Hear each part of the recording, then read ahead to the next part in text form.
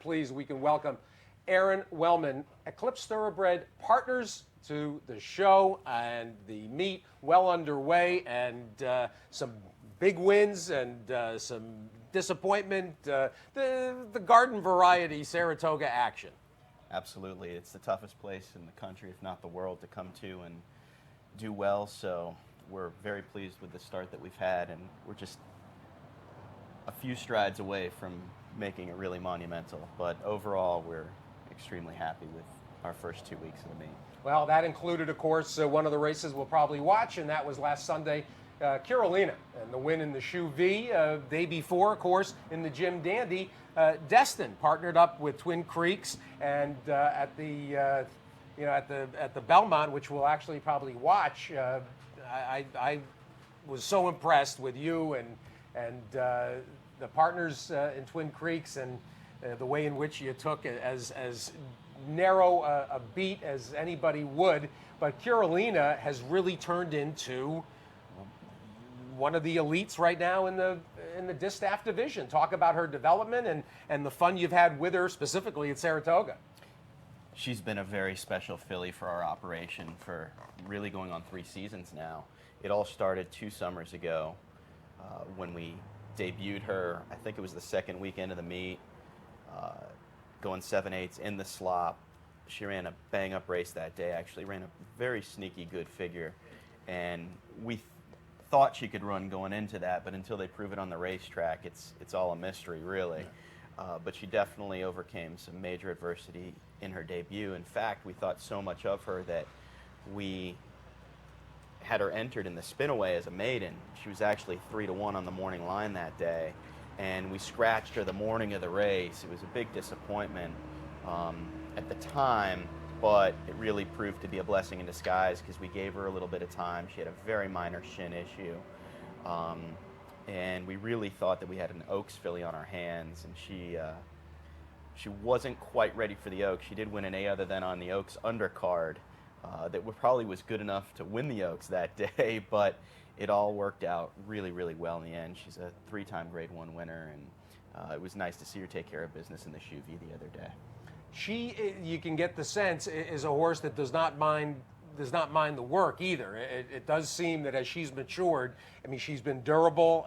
She seems like, as opposed to some, not to take away from horses that, shop for spots or need, 8 weeks between starts, but she does seem to come out and compete on a regular basis. She's a tough filly, and Todd and his staff have done an incredible job holding her together. She loves to be a racehorse. She loves to go out and train. She loves to run. She's got a hugely competitive spirit. She's never run a bad race. The only time she's ever been off the board was when she was 4th in the Ogden Phipps on Belmont Day, and she was given a lot of weight that day to some really, really good fillies, Caffording included, and she sort of did all the dirty work. They went very fast to the half. She was in between horses, lost her right front shoe that day. She took a lot of criticism for the performance, but in our camp, and Todd, I think, agreed, we thought she ran a race that day, and the main summer goal after that became the personal ensign, and we kind of thought that history tells us that usually a prep over this track at Saratoga for the main goal is wise and productive, so the Shoe V came on to the... Still on track for the personal ensign then? That's the plan, yeah. Hopefully, touch wood, she can execute. But yeah, she seems like she's come out of the race well, and hopefully we're full steam ahead. Gotta ask too, because when it comes to your operation, you're bi-coastal. One of the races we may have an opportunity to watch that I was at the time, and you came on the radio, as did Mike McCarthy, the win by Illuminant in the Gamely. So to have that, that encampment on the West Coast in terms of preparing, and here is Illuminant winning the Gamely at Santa Anita back in May. And this was the first Grade 1 for Whitey, and you can fold in your philosophy, Aron, at this point in the conversation, because of course Mike, a longtime assistant and exercise rider for Todd Pletcher, when he went out on his own, you were really the linchpin to getting him established, and he is one of the most admired and well-liked people in the whole industry, and you had to be thrilled to have this kind of a connection, forever now with Illuminate and McCarthy and the Grade 1 win. No, you said it all, really, Steve. Aside from our partners who we were so happy for that own Illuminant, for them to get this Grade 1 victory, and for the filly, it was really, really special to give Michael his first Grade 1 win. He certainly deserved it. You hit the nail on the head. He's an extremely talented horseman, but he's also a good person. And, that's what our philosophy really boils down to. At the core of it is horsemanship and surrounding ourselves with good people. And we really believe that if we continue to stick to those values, good things will come our way. So that was a really, really huge win for him. Our operation, of course, Grade 1s are what we're all in this game for, and she got it done that day, and it was a very, very meaningful, special day. And it kind of goes a little bit even deeper than that, because we have a very special relationship with Mr. Campbell's Dogwood stable.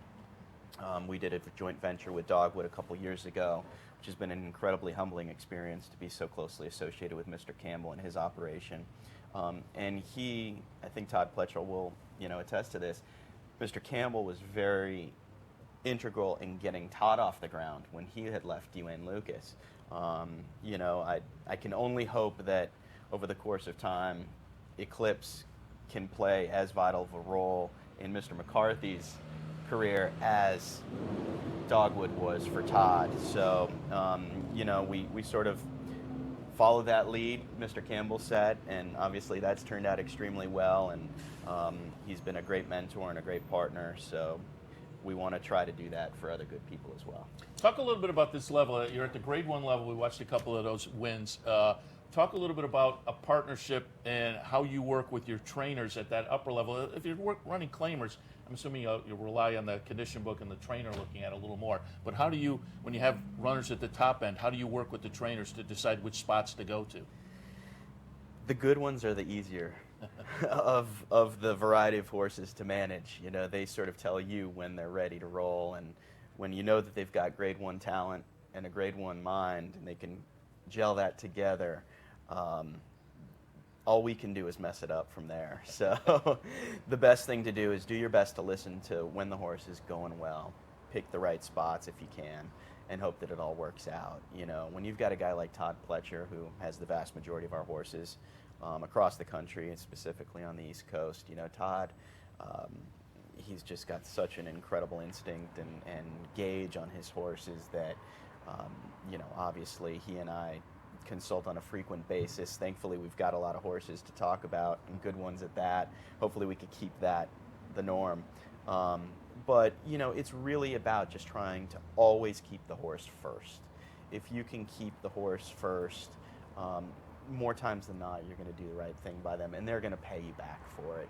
They're going to deliver the goods and reward you. So, it's not easy. You got to keep your eye on the competition, and, a lot of times we'll be happy to take swings for the fences, and sometimes you want to zig while other guys are zagging. So, as long as you try to do what's best for the horse first, and then try to stay out of their way and make intelligent decisions after that, you got to just stay poised, and hopefully it falls your way. You talked about partnership and working with people in the game, and one of the things that you've done very successfully is connect with various other major entities, including Twin Creeks, and I mentioned the Destin creator finish in the Belmont, and we might watch that here. Oh, you got to show that. Yeah, we got to show it. Again? You got to take the near misses. Here it is, near misses with the successes. Destin, of course, retargeting and focusing toward the Travers, and frankly, the Jim Dandy may be a good launching spot. The Destin actually probably ran better than people want to give him credit for in the Jim Dandy last Saturday. We'll watch this, but talk about Twin Creeks and talk about Gary Barber and the kinds of people that you've connected with, and the approach, because of course we got the yearling sale starting tomorrow night and Tuesday. We've got options when it comes to 2-year-old and training sales. Talk about your acquisition approach, and then the idea of approaching pre-existing horses ready-made and getting in on that up front. Sure. Yeah, we really believe that a good horse can come from anywhere at any time. So we keep an open mind as to where and when we might find that next, blue sky, we call them blue sky prospects, or at least what we perceive to be a blue sky prospect. We swing and miss plenty, and we look foolish plenty, believe me, but hopefully we hit the target once in a while. And we really try to offer a variety of avenues that our partners can choose from. Like you said, oh man, this is just nasty, right? Don't Is just, don't look. I can't look. Every time it gets worse and worse. But thanks for showing that, guys. Appreciate it. Anyhow, which is why we really try to offer value in the various genres of the potential horse acquisition avenues. We work the yearling sales. I'm really fortunate to have been mentored in that realm by Eddie Delahousse, who was a close family friend of mine growing up. And what a lot of people don't know, aside from Eddie being one of the greatest jockeys of all time, is that he's an incredible eye for a horse. And I started going with Eddie to the yearling sales when I was a teenager, and just following him around and really just picking up on his approach, which has been instrumental in our yearling acquisition methods. And we're always looking for quality athletes first. Usually we can't afford the pedigree to go along with the athleticism and the conformation. If we've got pedigree to substantiate, what we think could be quality, even that much better. But so we work the yearling markets, which of course we're in yearling season now. The most prestigious yearling sales right across the street here at Fasig in the next couple of days, so that's exciting. We do buy horses at the 2-year-old and training sales as well. We've had success at the grade 1 level buying yearlings, as well as 2-year-olds, and of course private acquisitions. The 2-year-olds are fun. My man Gary Young and I have a lot of fun working. Capo with Bastone. Yeah, Capo, the underboss. So Gary's a guy, he's been a private clocker out in California for 25 years, and he's an incredible character. He's number one on the incredible character hit list, actually. Yeah, they don't make him like him anymore. And I don't know if that's a good thing. I don't know or if they a bad ever thing. made one like him. They somehow crafted. Yeah, but we don't take ourselves too seriously. We take what we do very seriously, and of course, we love to win just as much as the next guy, and we take a lot of pride in trying to find that diamond in the rough. But Gary's my man on the stopwatch at the sales, and we've had a lot of success there. And as you mentioned, we're always on the lookout for proven racehorses that have raced before, and that is true for anywhere in the world. We import a lot of horses from Europe. We try to buy horses domestically, so we're just looking for quality talent that can hopefully compete at the graded stakes level for our partners.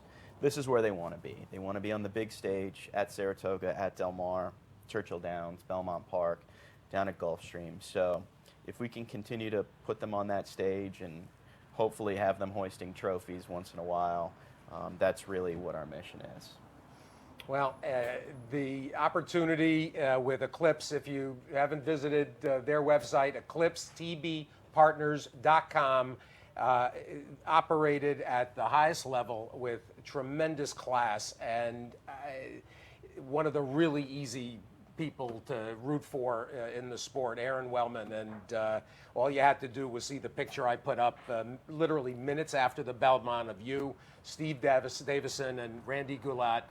It had been beaten in a $1.5 million race, and were absolutely as upbeat and as accepting of a beat like that. I don't know if I would be so readily available publicly after losing the Belmont like that. But Aron, just a pleasure to get you out here this morning, and good luck across the street tomorrow and Tuesday and on an ongoing basis. Always a pleasure. Thank you, guys. Really For the appreciate remainder the of the meet opportunity. as well. Good luck. Yeah, thank you. Hopefully we've got a couple more bullets to fire.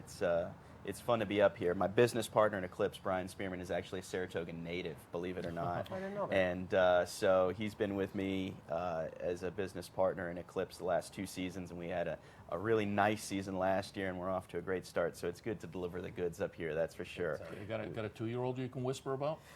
You know, we've got a couple that might be worth keeping an eye on. We ran a filly opening day called Jumbie Bay. She was 4th behind Steve Asmussen's really fast Malibu Moon filly. Track was a little funky that day, and she ran a sneaky good race. We always had kind of in the back of our minds that she was going to be a little turfy.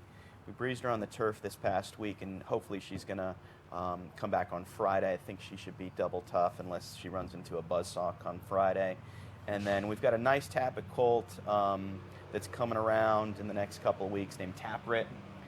We partnered up, speaking of partnering up, we partnered up with Bridlewood Farm and Bob LaPenta. Oh, very nice. To buy him for a pretty penny last year over here at Fasig. So he's gearing up for his debut, and hopefully a few later developing ones. But it's exciting and nerve-wracking times with these babies. Again, good luck. And those two in the remainder of the meet. All right, we'll head to our break. When we come back, Paul and Duke Matisse, speaking in gambling. They're contest players, and Paul, of course, won the NHC, pulled down the big check. We'll talk about that. The contest coming up here at Saratoga this week and more. Stay tuned. Hey, race fans, head down to the all-new Clubhouse Racebook. With live horse racing on more than 250 flat-screen TVs, state-of-the-art wagering terminals, and amazing Vegas-style atmosphere. The Clubhouse Racebook, 711 Central Avenue, Albany.